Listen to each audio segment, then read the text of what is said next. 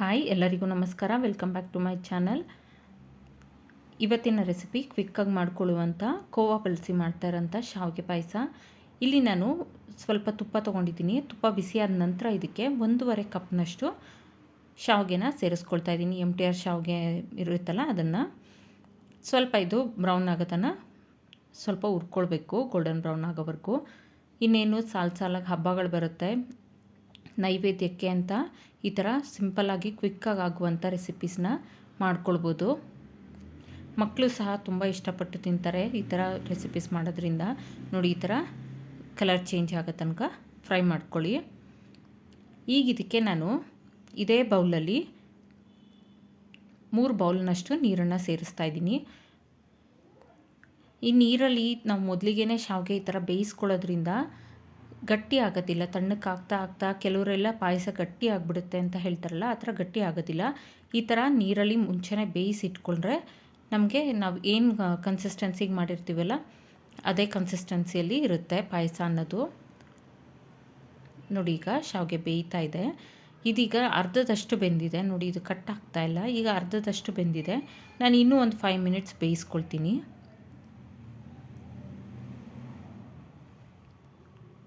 ನೋಡಿ, ಇಲ್ಲಿ ನಂತರ ಇದು 5 ಮಿನಿಟ್ಸ್ ಬೇಯಲಿ.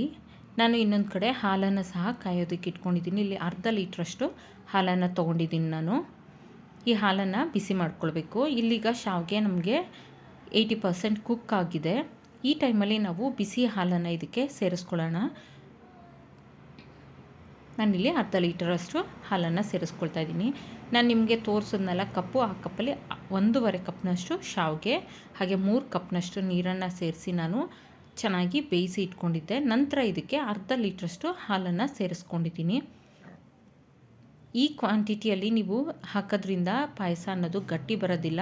ಹಾಲು ಖೀರು ತುಂಬಾ ಚೆನ್ನಾಗಿರುತ್ತೆ, ತೆಳುವಾಗೇ ಇರುತ್ತೆ.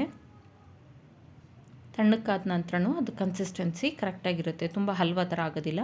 ಇಲ್ಲಿ ನಾನು ಸಕ್ಕರೆ ಬಳಸ್ತಾ ಇದ್ದೀನಿ. ನೀವು ಬೇಕಿದ್ದರೆ ಸಕ್ಕರೆ, ಬೆಲ್ಲ ಯಾವುದಾದ್ರೂ ಬಳಸ್ಕೊಳ್ಬೋದು. ನಾನಿಲ್ಲಿ 3/4 ಕಪ್ನಷ್ಟು ಸಕ್ಕರೆನ ಹಾಕ್ಕೊಂಡಿದ್ದೀನಿ. ನೀವು ಸ್ವೀಟ್ ಹೆಚ್ಚಿಗೆ ತಿನ್ನೋರಾದರೆ 1 ಕಪ್ನಷ್ಟು ಹಾಕ್ಕೊಳ್ಳಿ. ನಾನಿಲ್ಲಿ ಕಡಿಮೆ ಸ್ವೀಟ್ ತಿನ್ನೋದ್ರಿಂದ 3/4 ಕಪ್ ಬಳಸ್ಕೊಂಡಿದ್ದೀನಿ. ಆದರೆ ನೀವು 1 ಕಪ್ನಷ್ಟು ಸಕ್ಕರೆನ ಬಳಸ್ಕೊಳ್ಳಿ ಸ್ವೀಟ್ ಹೆಚ್ಚಿಗೆ ತಿನ್ನೋರಾದರೆ. ಈಗ ನೋಡಿ, ಇದು ಚೆನ್ನಾಗಿ ಕುದಿಬೇಕು, ಹಾಗೆ ಹಾಕಿರೋ ಸಕ್ಕರೆ ಸಹ ಕರಗಬೇಕು. ಇದಕ್ಕೀಗ ನಾನು ಕೋವಾನ ಹಾಕ್ಕೊಳ್ತಾ ಇದ್ದೀನಿ. 1/4 ಕಪ್ನಷ್ಟು ಕೋವಾ. ನಾನು ಆ್ಯಕ್ಚುಲಿ ಕೋವಾ ಹಾಕಿರೋ ಕ್ಲಿಪ್ ಮಿಸ್ಸಿಂಗ್ ಆಗಿದೆ, ಹಾಗಾಗಿ ನಾನು ಕೋವಾ ತೋರಿಸ್ತಾ ಇದ್ದೀನಿ ಅಷ್ಟೇ. ಇದಕ್ಕೀಗ ನಾನು 1/4 ಕಪ್ನಷ್ಟು ಕೋವಾ ಬಳಸ್ಕೊಂಡಿದ್ದೀನಿ.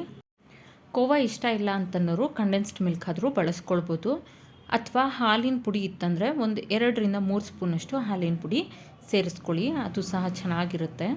ನೋಡಿ, ಈಗಿಲ್ಲಿ ಶಾವಿಗೆ ಸಹ ಇನ್ನೇನು 20% ಕುಕ್ ಆಗಬೇಕಿತ್ತಲ್ಲ, ಈ ಟೈಮಲ್ಲಿ ನಮಗೆ ಶಾವಿಗೆ ಸಹ ಬೇಯುತ್ತೆ. ಈಗಿಲ್ಲಿ ನಾನು ಒಂದು 4-5 ಏಲಕ್ಕಿನ ಚೆನ್ನಾಗಿ ಕುಟ್ಟಿ ಪುಡಿ ಮಾಡಿ ಸೇರಿಸ್ಕೊಳ್ತಾ ಇದ್ದೀನಿ. ಹಾಗೆ ತುಪ್ಪದಲ್ಲಿ ಹುರಿದಿರುವಂಥ ಗೋಡಂಬಿನ ಸೇರಿಸ್ಕೊಳ್ತಾ ಇದ್ದೀನಿ.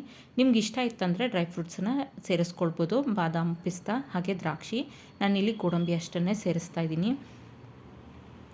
ನೋಡಿ, ಈ ವಿಡಿಯೋ ಯಾರಿಗೆಲ್ಲ ಇಷ್ಟ ಆದಲ್ಲಿ ಲೈಕ್, ಶೇರ್ ಆ್ಯಂಡ್ ಸಬ್ಸ್ಕ್ರೈಬ್ ಮಾಡಿ, ಹಾಗೆ ಕಮೆಂಟ್ ಮಾಡಿ ತಿಳಿಸಿ. Thank you for watching. Follow for more videos. Thank you.